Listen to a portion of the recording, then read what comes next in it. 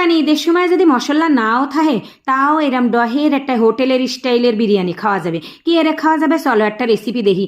দেখো একদম বিরিয়ানির কালার দেখলে মনে হচ্ছে না হাজির বিরিয়ানি। বিরিয়ানি খাতে গেলে পয়লা 1 কেজি গরুর গোস্ত নিতে হবে, তার মধ্যে দিয়ে দিতে হবে 1 চা চামচ ধনে গুঁড়ো, 1 চা চামচ জিরে গুঁড়ো, 1 চা চামচ শুকনো চালের গুঁড়ো আর 1 চা চামচ নুন। এরপরে দেব বড় 1 চা চামচ রসুন বাটা, 1/2 চা চামচ আদা বাটা আর দেব টক দই বেশি এরে এই 2-3 চামচ টক দই দেব, দিয়ে এটারে ম্যারিনেট করে থুয়ে দেবো। এইটা যত সময় ম্যারিনেট করবো তত এই ময় মশলাগুলো গোস্তের মধ্যে ঢুকবে।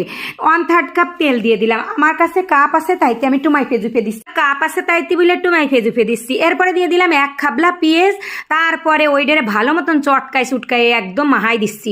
নুন তারপরে হলুদ বাদে সব ময় মশলা দিছি না, ওর মধ্যে কিন্তু একটু জয়ফল জয়ত্রী গুঁড়োও দিছি, বুঝছাও। এটা তো কতি মনে নেই, মানে কিছু ময় মশলা যে সময় দেওয়া হয়ে গেছে খানিক সময় কসলাই কসলাই এরা মাহাই জুহাইয়ে সুন্দর এরে ডাইয়ে এক পাশে থুয়ে দিলাম। এরপরে চলে যাচ্ছি চুলোর কাছে।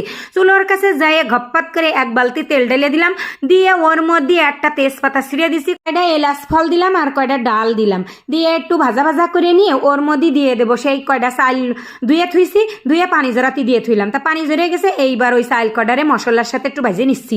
এই কিন্তু এই বছরের নতুন চাল, নতুন চালের ভাত যে ঝরঝরে হয় তা তো তোমরা জানো না। 2-1 বিটি মানুষরা আনতে গেলি একদম আটা আটা যাও বানাই ফেলাই দেয়। তা নতুন চালের ভাত না একটু যদি ভাজো বেশি তাহলে ঝরঝরে হয়, একটু পানি আন্দাজ মতো দিতে হয়, গরম পানি দিয়ে আন্দাজ মতো পানি দিলেই ভালো সুন্দর ঝরঝরে ভাত হয়। তা সেই চাল কটারে ভাইজে থুয়ে পেঁয়াজ বেরেস্তা করে নিচ্ছি। কতগুলো পেঁয়াজ আমি 1 গাদা তেলের মধ্যে দিয়ে ভাইজে এরাম মচমচে করে লাল করে উঠাই থুইছি, বিরিয়ানির আন্দাজ শেষে দেবো এই জন্যই। আর ওই তেলের মধ্যেই কিন্তু আমি কয়টা আলু ভাইজে নিচ্ছি, বিরিয়ানির মধ্যে কিন্তু আমি আলুও দেবো। বিরিয়ানি ভাতে সবাই আবার আলু পছন্দ করে না, কিন্তু আমি কিন্তু পছন্দ করি, এই জন্যই আমি 2-3টে আলু ফালি ফালি করে কাইটে এই তেলে আমি ভাইজে নিচ্ছি। ওই বিরিয়ানির লাস্টে নামানোর আগে দিয়ে দেবো, বেশি না কিন্তু 2-3টে আলু দিছি। এরপরে চলে আসলাম সেই বড় কড়াইতে, এসে গোস্ত কড়াইয়ে ঢেলে দিলাম। গোস্তের মধ্যে তো আগেরতেই তেল দেওয়া ছিল, আহানে আমি আর নতুন করে কোনো তেল দেবো না।